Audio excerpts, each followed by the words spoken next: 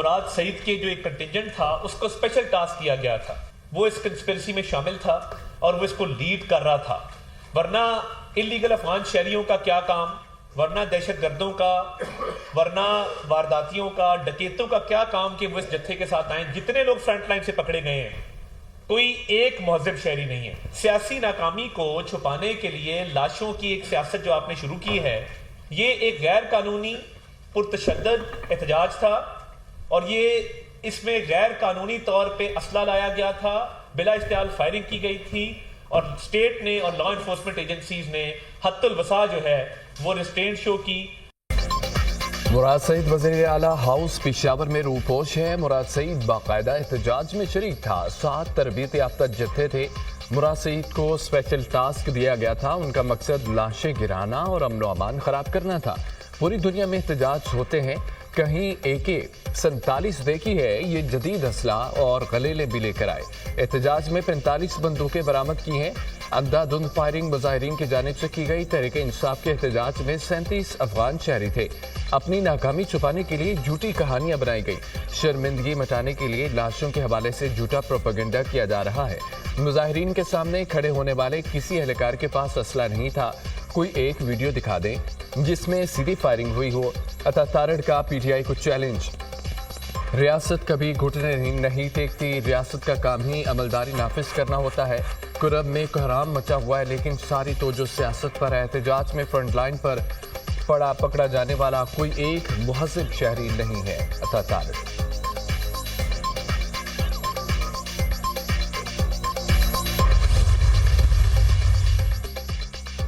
ریاست پاکستان کے خلاف مذموم پروپیگنڈے میں ملوث افراد کی شناخت کے لیے جوائنٹ ٹاسک فورس کا قیام۔ چیئرمین PTI کی سربراہی میں 10 رکنی جوائنٹ ٹاسک فورس تشکیل، دیگر اداروں کے افسران بھی شامل۔ وزیر اعظم کے احکامات کے تحت جوائنٹ ٹاسک فورس کا قیام عمل میں لایا گیا۔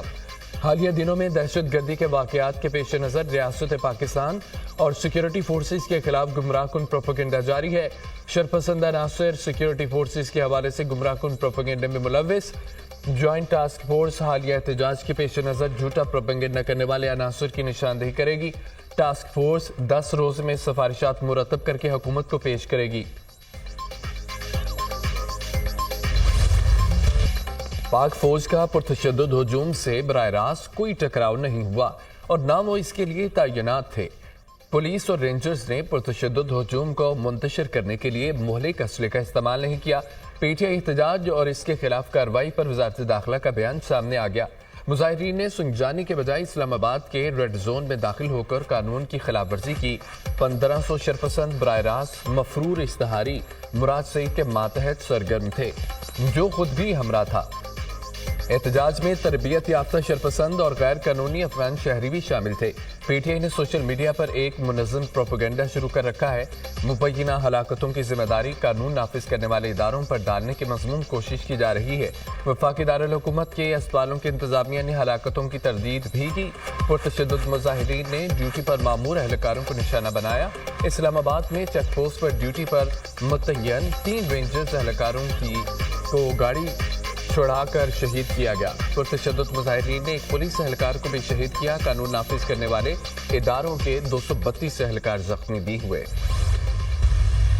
سیف نے جو کہا ہے کہ جی یہ عجیب سی بات انہوں نے کہی نا کہ خان صاحب نے کہا کہ سنجانی پہ بھی آپ بیٹھ سکتے ہیں، تو یہ بات پہلے کرنی چاہیے تھی تاکہ سب ورکروں کو پتا ہوتا اور پھر اس پہ بات چیت ہوتی۔ اگر کوئی وزیر یا کوئی وہ اگر وزیر اعلیٰ کے خلاف بیان دیتا ہے تو یہ یعنی کہ ایک ایڈوائزر وہ کیسے بیان دے سکتے ہیں وزیر اعلیٰ کے خلاف جبکہ وہ اس کا ایڈوائزر ہو؟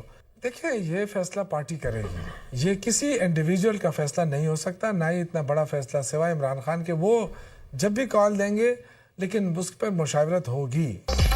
مراد سعید اگر اسلام آباد میں تھا تو گرفتار کیوں نہیں کیا گیا؟ خیبر پختونخوا حکومت کے خلاف سازش ہو رہی ہے۔ مانتا ہوں مرکزی لیڈرشپ کے درمیان کوارڈینیشن نہیں تھی۔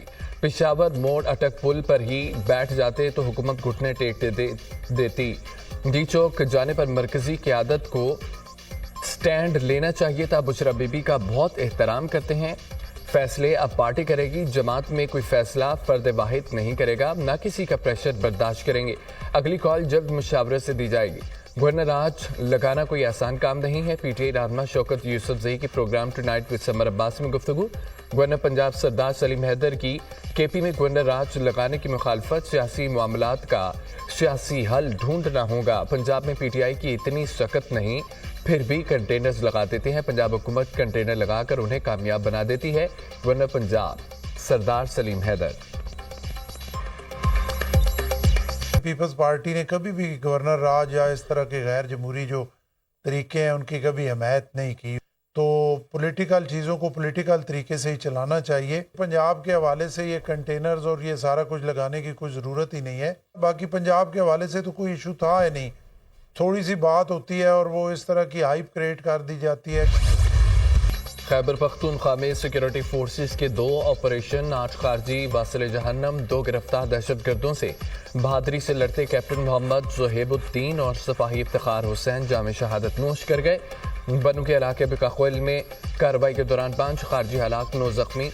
खैबर के इलाके शगई में फोर्सेस का ऑपरेशन फायरिंग के शदीद तबादले में 3 खारजी मारे गए, 2 दहशतगर्द गिरफ्तार। शुहदा की नमाज़ जनाजा पेशावर और बनू गैरिसन में अदा और कमांडर पेशावर समेत आला अस्करी हुकाम और जवानों की शिरकत। शुहदा आबाई इलाकों में मुकम्मल फौजी एजाज के साथ सुपुर्द खाक। कैप्टन मोहम्मद ज़ुहैबुद्दीन शहीद की नमाज जनाजा में वज़ीर आज़म शहबाज शरीफ की शिरकत। Core commander Lahore lieutenant general Saeed Aamir रजा, आला सिविल और फौजी अफसरान भी शरीक। वज़ीर आज़म की शहीद कैप्टन ज़ुहैब की ये अहल खाना से मुलाकात और इजहार ताज़ियत।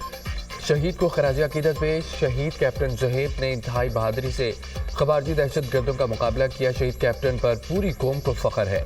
वज़ीर आज़म शहबाज शरीफ की गुफ्तगू।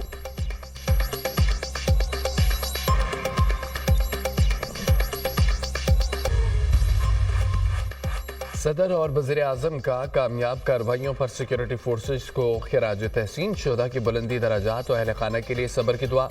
मुल्क की सलामती की खातिर शुहदा की कुर्बानियाँ रायगा नहीं जाएंगी। सदर ममलिकत ने शुहदा के जज्बे हुब्बुल वतनी को सराहा। दहशत गर्दी की आफियत के मुल्क से मुकम्मल खात्मे तक जंग जारी रखेंगे। पाकिस्तानी कौम अपने शुहदा की कुर्बानियों को कभी फरामोश नहीं कर सकती। दहशत गर्दों और मुल्क दुश्मनों के मुल्क में इंतशार के नापाक अज़ाइम को कामयाब नहीं होने देंगे। वज़ीर आज़म शहबाज शरीफ। वज़ीर दाखिला मोहसिन नकवी का भी सिक्योरिटी फोर्सेस को खिराज तहसीन। कौम को बहादुर सिक्योरिटी फोर्सेस पर नाज है। कौम की हिमायत से दहशत गर्दों का सफाया करेंगे। वज़ीर दाखिला मोहसिन नकवी।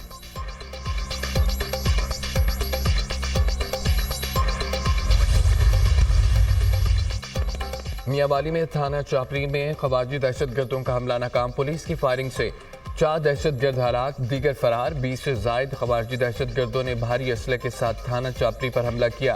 पुलिस और खवारजी दहशत गर्दों के दरमियान शदीद फायरिंग का तबादला हुआ। दहशत गर्दों ने थाने की इमारत पर रॉकेट लॉन्चर्स बरसाए, हैंड ग्रेनेड्स भी फेंके। थाना चापरी का तमाम मामला महफूज रहा। 2 पुलिस एहलकार मामूली जख्मी हुए। तर्जमान पुलिस।